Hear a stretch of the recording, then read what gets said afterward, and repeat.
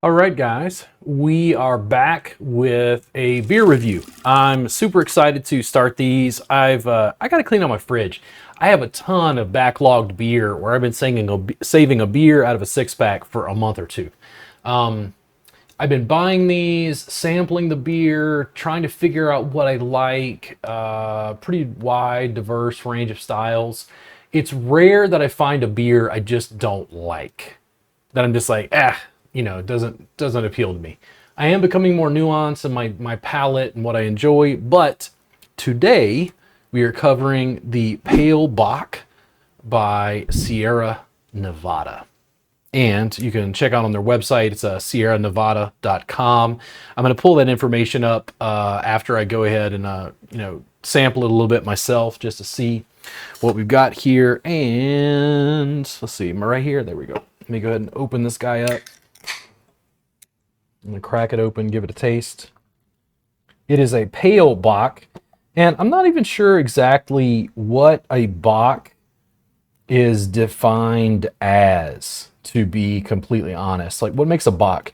Usually Bocks are darker in color, is my first thought, but I tend to like Sierra Nevada. And Sierra Nevada was the first company that I know of that did a pale ale. Like, at least in my history, I mean, pale ales existed, I'm sure, but it was the first time I remember having a pale ale, and now knowing what I do about hops, like, it kind of, I don't know, did Sierra Nevada sort of like forge that new path of like pale ales in the marketplace? Pale ales generally are a little too filled with hops to me, but it's not that it's much like I talk about reposado tequilas and añejo. It's just going a direction I don't particularly care for. I feel like pale ales are overly hopped. I was excited to try this, and I think of this beer pretty fondly. My notion of this specifically, this pale Bock, was that it was very tasty. I liked it before. Let's check on their the website. One of the things I found interesting is, like, they've got the Pale Bock here, but on the other side it says Sierra Nevada Pale Bock malt liquor, and I don't know. It's 6.8% by volume. It says it's a lager.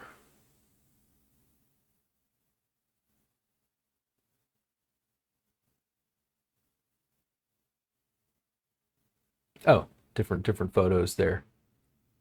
I don't know. We're increasing in size. How do I get this to scroll, or does it not scroll? I guess it doesn't. Whoop. Small batch. What did it say? Small batch malty lager. Okay.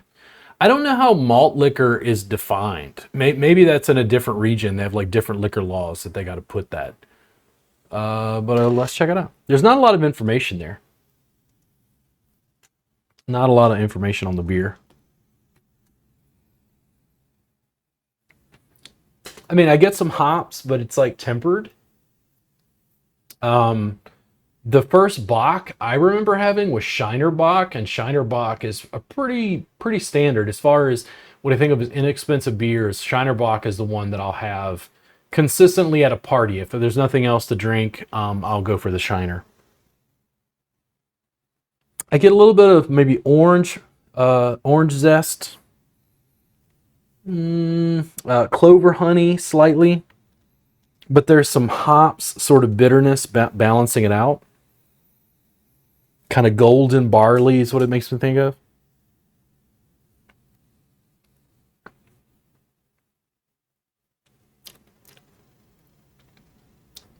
Oh man, um, it's making me think of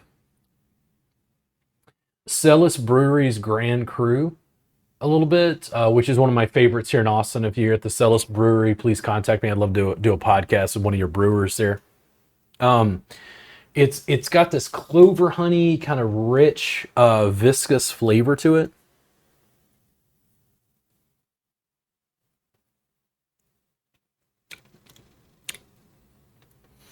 There is a little bit of clover honey, but it's not overwhelmingly sweet. I'm not so um, overtaken with sweetness, honey, if you will. It's more like the flavor than the sugar, I guess.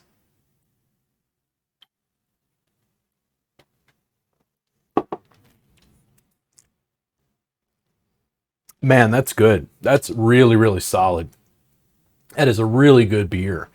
It's it's flavorful.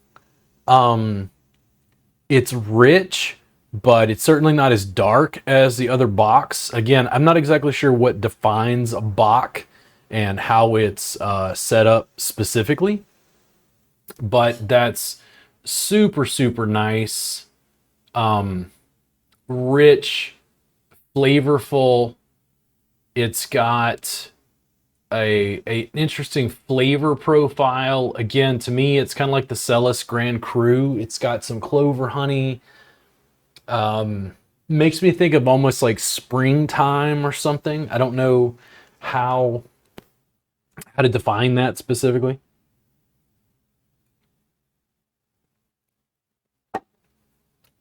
I think this might be aligned. Okay, if I was going to have tacos or beer, a beverage with the tacos, if I was going to have some sort of chicken or fish, maybe beef, I think this is still light enough to like pair well with different meals without being overwhelming.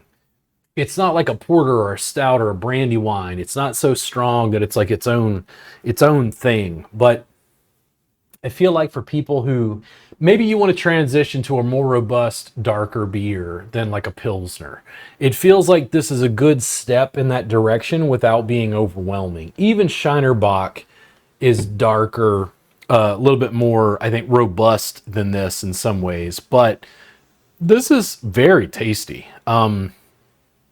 I still feel like it's light enough. Maybe it's because it's a lager that you could have this with a meal and not feel like it's competing with the food that you're having. This is just super, super solid. Very, very happy with this. This is the kind of beer, when I talk about Celis Grand Cru, that's one of my favorites. Congrats to the Celis Brewery here. You helped me make it through COVID.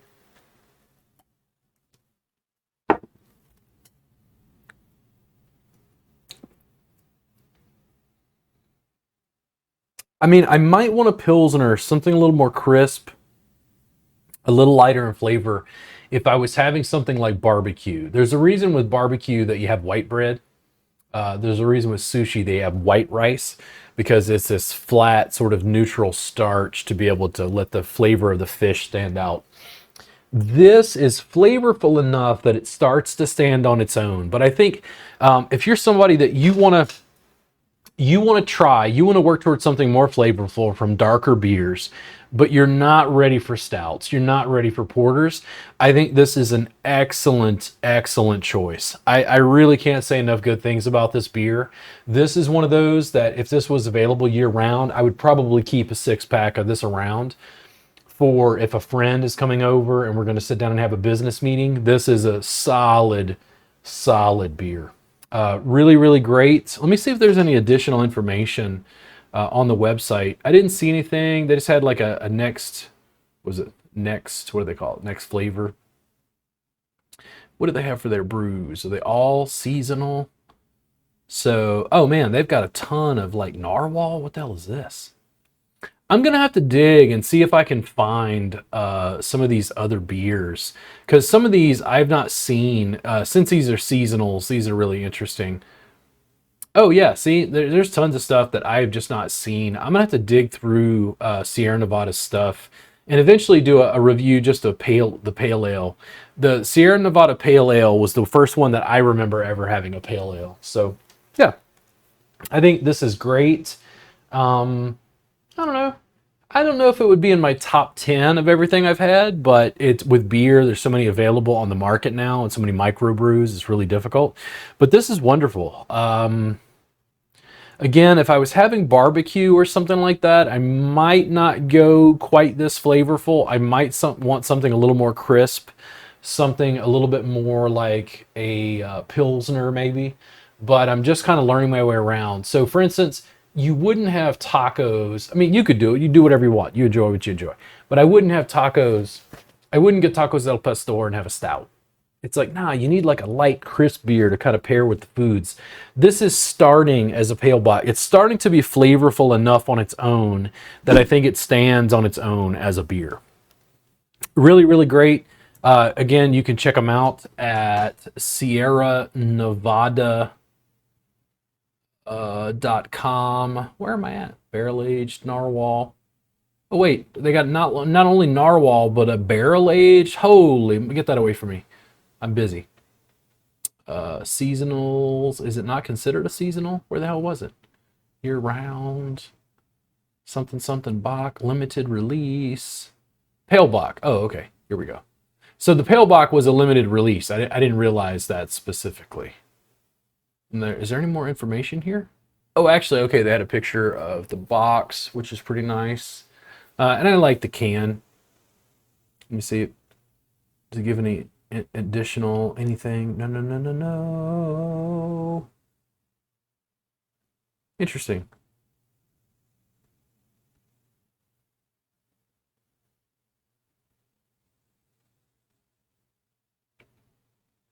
Interesting. Yeah, a little more information about it. Yeah. I mean, I think it's great. If you're looking to go a little darker, you want something a little more flavor, a little bit more attitude.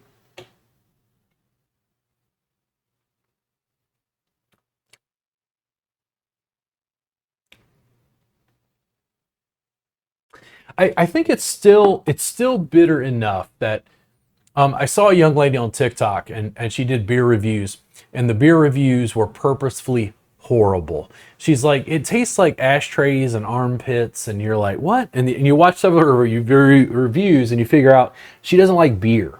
All the beer tastes like too bitter to her. I think like if you had a tequila that's got a little bit of a bubblegum flavor, a little bit of a sweetness, a little bit of agave, I think women can handle that a little bit more than bitter. And this as a beer, if you're a young lady that's interested and you want something that maybe you want to transition a little bit towards some deeper flavors, give me your opinion on this.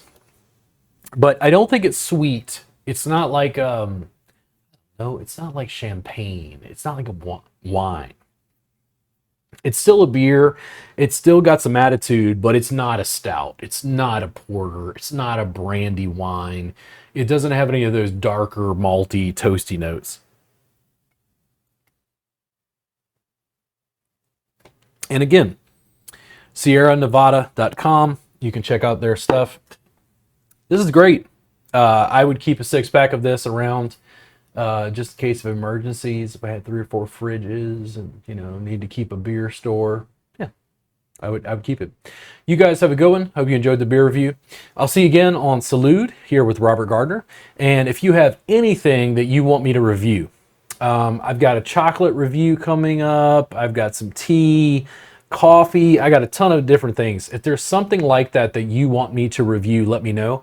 Also, I think hot sauce. Hot sauce and sriracha is something I'm interested in exploring as well, something I enjoy. So you guys let me know what you want. I'll be happy to do a review of it. You guys have a good one, and I'll see you again very soon on Salud with Robert Gardner.